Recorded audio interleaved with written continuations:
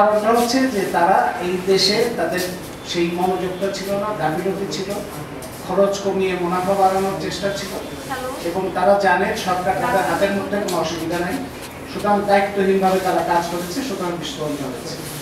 সেই বিস্ফোরণের পরে মাদকছড়া বিস্ফোরণে আমাদের যে গ্যাস নষ্ট হয়েছে, ট্যাঙ্গা টিলায় যে গ্যাস নষ্ট হয়েছে, গ্যাস নষ্ট হওয়ার কারণে যে দুই গ্যাস ক্ষেত্রে যে গ্যাসটা নষ্ট হলো, সেই গ্যাসে কতটা গ্যাস নষ্ট হয়েছে? 1.5 বছরে বাংলাদেশের সম্পূর্ণ বাংলাদেশের বিদ্যুৎ উৎপাদনের জন্য যে পরিমাণ গ্যাস দরকার, সেই পরিমাণ গ্যাস মাদকছড়া এবং ট্যাঙ্গাটিলা গ্যাস ক্ষেত্রে নষ্ট হয়েছে।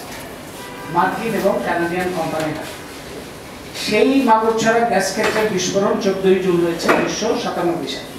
তারপরে দেখেন কতগুলি সরকার গেল, আওয়ামী লীগ গেল, 4 দলীয় জোট সরকার গেল, তত্ত্বাবধায়ক সরকার গেল, অনেকগুলি সরকার গেল।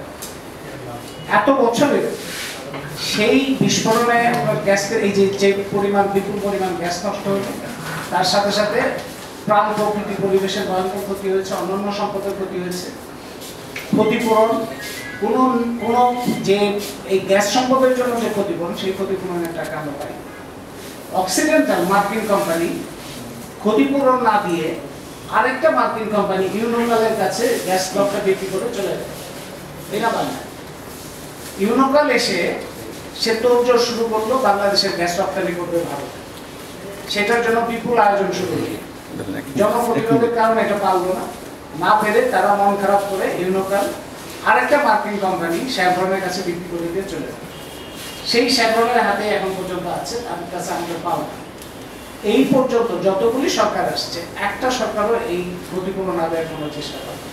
আমাদের বাজেটে তো আয়ের জন্য মানুষের উপর কিভাবে ভ্যাট চাপানো যায়, কর চাপানো যায়, নানান কিছু আছে, কিন্তু এই কোম্পানিগুলোর কাছ থেকে যে পরিমাণ পাওনা আদায় করার দরকার ছিল ক্ষতিপূরণ, সেটা কেউ চেষ্টা করেনি।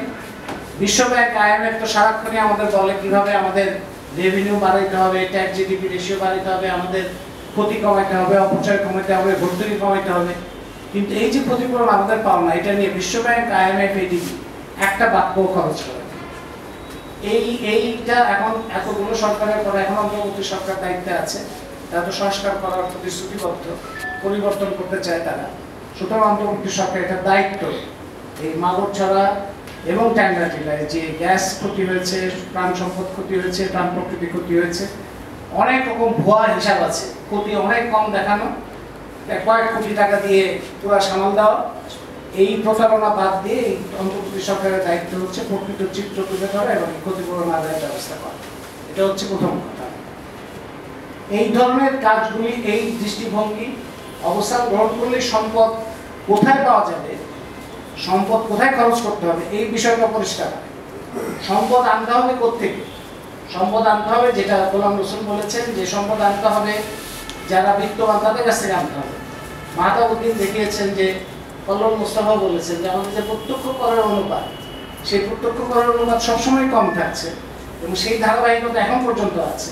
এবং পরোক্ষ কর, যেটা জনগণ, যেখান থেকে বিত্তবানদের কাছ থেকে সম্পদ দিতে হবে এবং সম্পদের পুনর্বন্টন করতে হবে, উল্টো জিনিসটা হচ্ছে সবসময়।